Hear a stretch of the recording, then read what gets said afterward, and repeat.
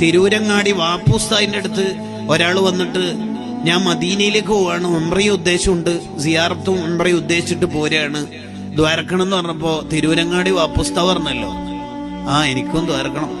പിന്നെ മദീനയിൽ അസ്സലാത്തു വസ്സലാമു അലൈക യാ റസൂലല്ലാഹ് എന്ന് എൻ്റെ ഒരു സലാം പറയണം. സലാം പറയണം കേട്ടോ. എന്നെ അറിയും പറഞ്ഞാൽ മതി. എന്നെ അറിയും. അറിയോ? നമ്മളെയൊക്കെ അറിയോ? അങ്ങനെ അറിഞ്ഞാൽ വമൻ ദഖലഹു കാന ആമിന. നമ്മളെ നമ്പർ, നമ്മുടെ പേര് അവിടുത്തെ ഹൃദയത്തിൽ സേവ് ആണെങ്കിൽ കാന ആമിന, പിന്നെ നിരക്കില്ല. കാരണം സ്വർഗം ഉദ്ഘാടനം ചെയ്തിട്ട് തിരിച്ച് തങ്ങൾ വരും. എന്തിന്?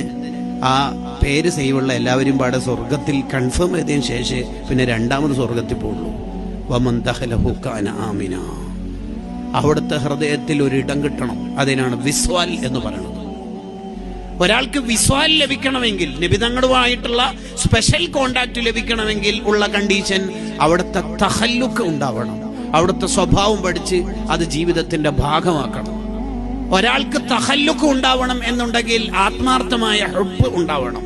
ഒരാൾക്ക് ആത്മാർത്ഥമായ ഹുബ്ബ് ഉണ്ടാവണമെങ്കിൽ അയാൾ സ്വലാത്ത് കൂടുതൽ ചൊല്ലണം.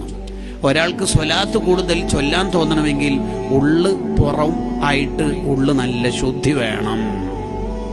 പുറത്തറിഞ്ഞാൽ വഷളാവുന്ന തെറ്റ് രഹസ്യ ജീവിതത്തിൽ ഉണ്ടെങ്കിൽ അവിടുത്തെ ശഫാഅത്ത് കിട്ടൽ ബുദ്ധിമുട്ടാണേ എന്ന് ഷഹറാനി ഇമാം ലവാഖി അൻവാറുൽ ഖുദ്സിയ ഫിൽ ഉഹൂദിൽ മുഹമ്മദിയ എന്ന കിതാബിൽ എഴുതി വെക്കുന്നു.